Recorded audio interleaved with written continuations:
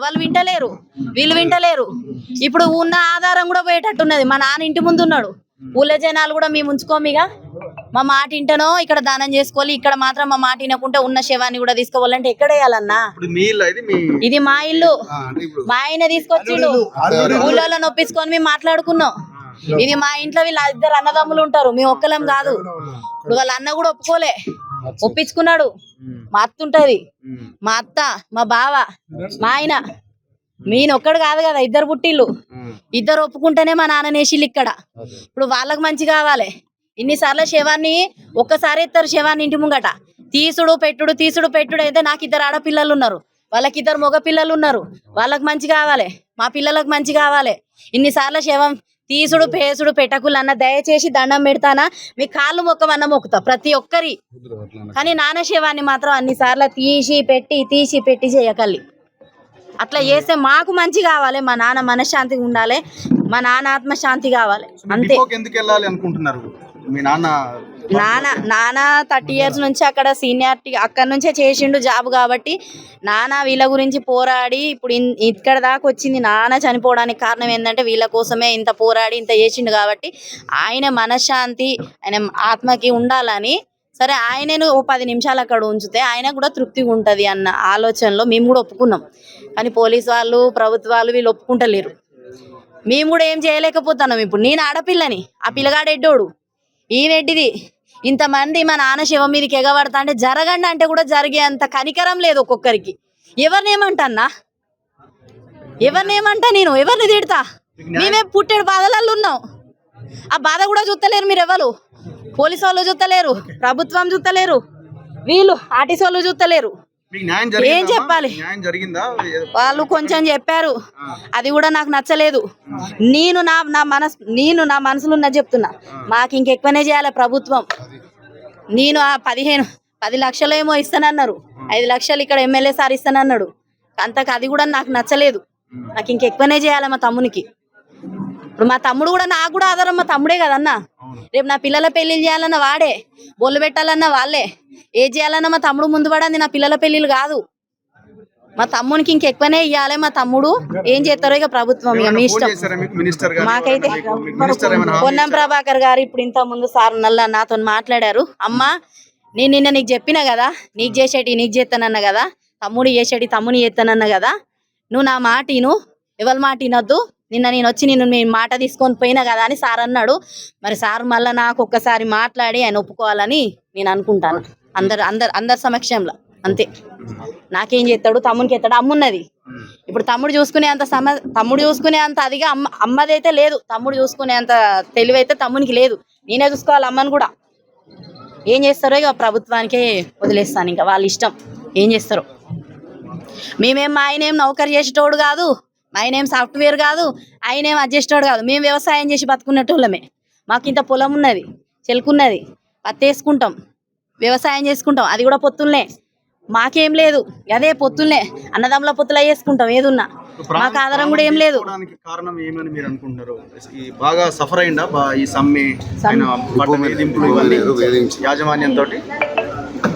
తెలీదు. ఆర్టీసీ తరపున మాత్రం వాళ్ళు ఏమన్నా ఏం వేధించాలి అనేది అయితే తెలీదు. వాళ్ళు వేధించేది ఉంటే నానెందుకు పోసుకుంటారు? వాళ్ళ కోసమే కదా పోరాడి నాన్న ఇంతవరకు తెచ్చుకున్నదంతా. వాళ్ళకు కూడా న్యాయం జరగాలి, మాకు ఒక్కలకని కాదు, వాళ్ళకు కూడా న్యాయం జరగాలి. ఇప్పుడు మా నాన్నలకి ఇంకో అంకులు చనిపోతారేమో, ఇంకో అంకులు ఏమన్నా చేసుకుంటారేమో. ఖమ్మంలో ఎవరో చేసుకున్నారంట, ఇవాళ ఇంకెక్కడో ఎవరో ఏమో చేసుకున్నారట. ఇట్లా ఎంతమంది ప్రాణాలు పోతారు? మా సొంటి పిల్లలు అందరికి ఉంటారు కదా, వాళ్ళు ఎంత బాధపడాలి, వాళ్ళ భార్యలు ఎంత బాధపడాలి. ఒక ఇల్లు కాలిపోయినట్టే కదండి. ప్రభుత్వం వాళ్ళకు కూడా న్యాయం చేయాలనే కోరుకుంటాను నేను. నాన్న 4 రోజులు అవుతుంది, 4-5 రోజులు అవుతుంది. నార్మల్ గానే ఫోన్ చేసిండు, ఏం చేస్తానో బిడ్డ అది అని మాట్లాడిండు. అమ్మకు ఫోన్ చేసినావా అన్నాడు. నేను ప్రతిరోజు చేస్తూనే ఉంటా, మా అమ్మకి చేస్తా. తమ్ముడు ఉండడు, హైదరాబాద్లో ఉంటాడు, ఆయన నర్సంపేటలోనే తిరుగుతూనే ఉంటాడు. ఫోన్ చేస్తూనే ఉంటా, గంట మాట్లాడతా అమ్మతోటి ప్రతిరోజు. నాన్నకు చేస్తా, మాట్లాడతా. నేను చేయకపోయినా ఆయనే చేస్తాడు. నేను ఫోన్ చేయకపోయినా డ్యూటీ ఒకవేళ హాలిడే ఉన్నది అని అంటే బండి వేసుకొని ఇక్కడికి వస్తాడు, ఏదన్నా పట్టుకొని వస్తాడు. తినేటియో అవో ఇవో పిల్లలు ఉంటారు, చిన్న అమ్మాయి ఉంటుంది, పెద్ద అమ్మాయి హాస్టల్లో ఉంటుంది. వచ్చి ఉండి కాసేపు మాట్లాడి ఆయన బాధో కష్టమో ఏదో, బిడ్డ నాకు ఇల్లు లేదు కదా, తమ్ముడు ఎడ్డోడు, నువ్వు చెప్తేనే వింటాడు. ఉసుకునా నాకేమన్నా అయితే ప్రాణం గిట్లా పోతే నువ్వే దిక్కు, మంచిగా చదువుకో తమ్ముడు, మంచిగా చదువుకో అని చెప్పాలి, జాబ్ చేయి తమ్ముడు అని చెప్పాలి. నువ్వే చిన్నప్పుడు పెళ్లి చేసుకొని ఆగమాగం, మాది లవ్ మ్యారేజే, మేము ఆగమాగంలోనే పెళ్లి చేసుకున్నాం. నాకు చిన్నతనంలోనే పెళ్ళి అయింది, 14 సంవత్సరాలకే 15 సంవత్సరాలకే పెద్ద పిల్ల పుట్టింది నాకు. నువ్వే ఇట్లా చేసుకున్నావు బిడ్డ, నీకు కూడా నేను ఏం చేయలేదు.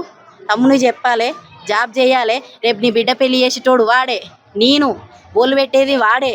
నేను ఏది చేసినా రిటైర్మెంట్ అయితే ఇంకొక 3 సంవత్సరాలు అయితే నేను ఇల్లు కట్టిస్తా తమ్మునికి, నీకు కూడా డబ్బులు ఇస్తా పిల్ల పెళ్ళికి, నువ్వేమన్నా చేసుకో, పిల్ల పేరు మీద ఫిక్స్ చేస్తా, ఏదన్నా చేసుకో బిడ్డ అని చెప్పేటోడు నాన్న ఎప్పటికీ. నేను చచ్చిపోతే మాత్రం 2 మనవరాలు, అమ్మ, నేను, తమ్ముడు మీరే ఏడుతారు, ఎవరు లేరు నాకు, అవ్వలేదు అయ్యలేడని ఏడ్చేటోడు ప్రతిసారి.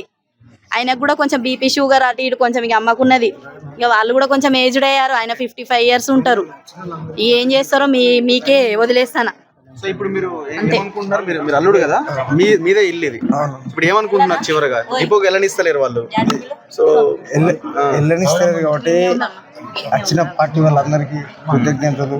ఇప్పటి వరకు వారి సహాయం కోసం మా ఆత్మశాంతి కోసం వాళ్ళు టీఆర్ఎస్ బీజేపీ అన్ని పార్టీలలో, అన్ని సంఘాలలో, ఆర్టిస్ట్ సంఘాలలో అందరూ ఇవ్వదాకా ప్రయత్నం చేశారు. ఓకే, కాలం టైం వేస్తుంది, ఇక్కడ ఉన్న పరిస్థితి కూడా చేయి దాటిపోతుంది, ఊళ్ళో ఉన్న పరిస్థితి కూడా లేట్ అవుతే మళ్ళీ ఊళ్ళో వాళ్ళు ఇబ్బంది పడే పరిస్థితి వస్తుంది.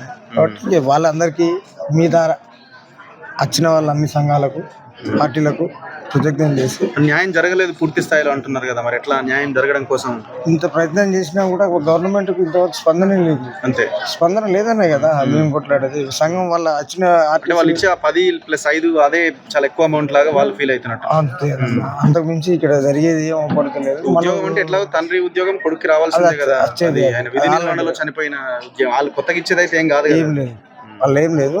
కాకపోతే ఈ స్టేట్ వైజ్గా అయిన దాన్ని కూడా రేవంత్ రెడ్డి ప్రభుత్వం ఇంతవరకు డిస్ప్లేన్ ఆపలేని పరిస్థితి.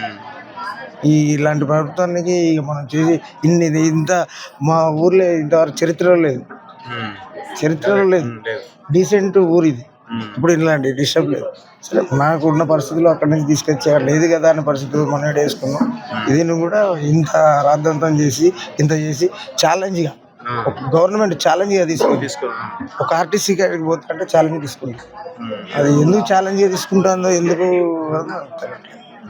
సో ఇక్కడ ఎవరైనా వచ్చారా ప్రభుత్వం వైపు నుంచి వచ్చి ఏమైనా పరామర్శించి వెళ్ళే ప్రయత్నం చేసిందా? ప్రభుత్వం నుంచి ఆర్డీఓ గారు వచ్చారు, ప్లస్ లీడర్ నుంచి ఎమ్మెల్యే గారి దగ్గర ఉండే కౌన్సిలర్ మా క్యాస్ట్. ఎమ్మెల్యే రాలేదు? ఎమ్మెల్యే ఓకే, రైట్ అన్న, మీరు కానీ